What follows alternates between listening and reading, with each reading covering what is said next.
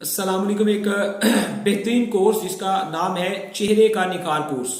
ये अल्हम्दुलिल्लाह बहुत ज़्यादा तजर्बाशुदा और कामयाब कोर्स है और ये आप लोगों के सामने रखने जा रहे हैं, जिसमें हमारी दो तरह की चीज़ें हैं।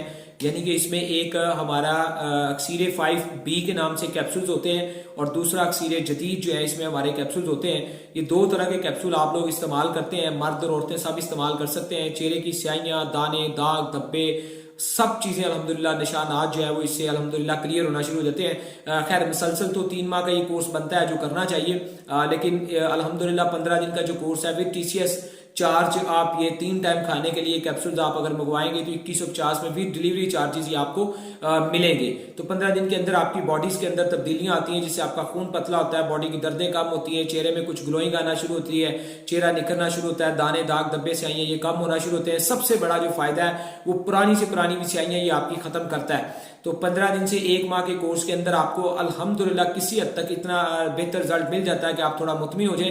लेकिन जैसे तो 3 माह का मुसलसल आप कोर्स करेंगे तो आपका चेहरा बिल्कुल नीट एंड क्लीन और ग्लोइंग वाला, रेडनेस वाला और खूबसूरत और शाइनिंग विदाउट मेकअप करीमे, इंशाल्लाह ये आपको इसका बेहतरीन रिजल्ट मिलेगा।